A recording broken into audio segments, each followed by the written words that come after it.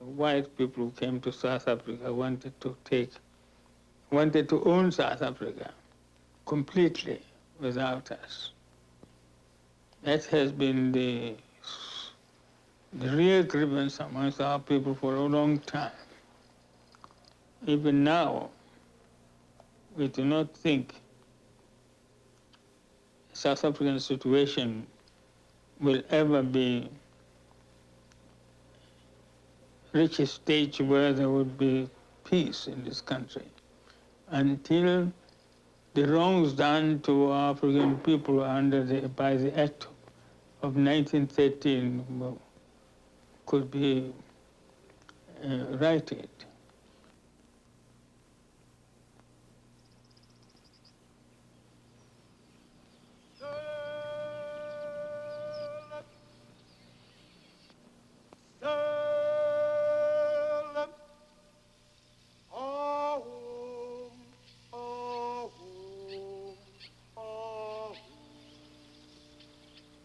To enter his own country, an African must now show a pass to those who stole it.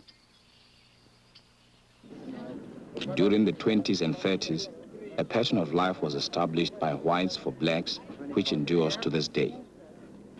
Economic necessity forced blacks to become migrant workers, living for years away from home. The family unit was wantonly destroyed. The color bar kept blacks at the lowest level of the workforce.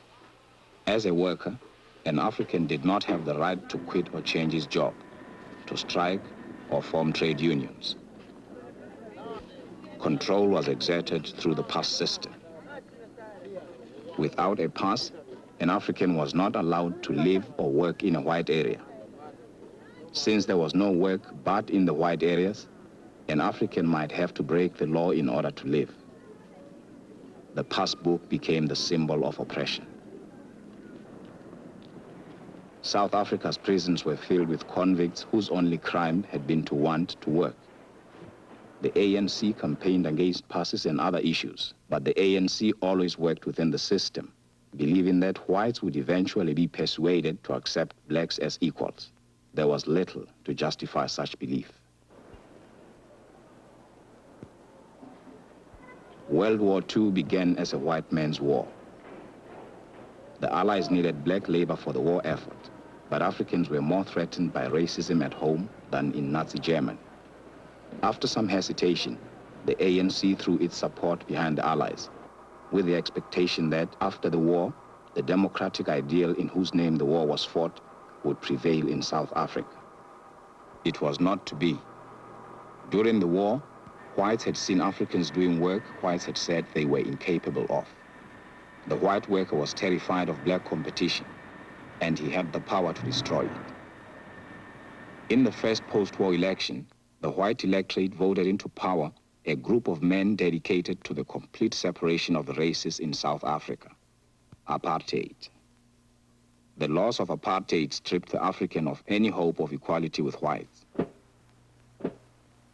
Everyone to be classified by race according to tests devised by the government.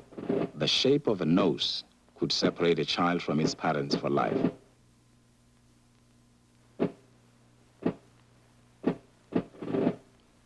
Marriage and sex between races forbidden.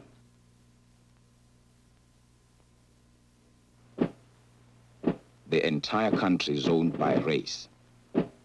From areas designated white, non-whites forcibly removed, their homes, families, livelihoods destroyed.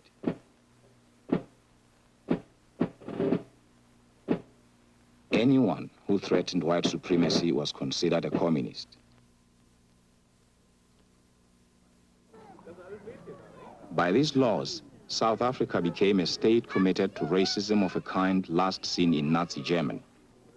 In one of the great crimes of this century, millions of people were uprooted from their homes.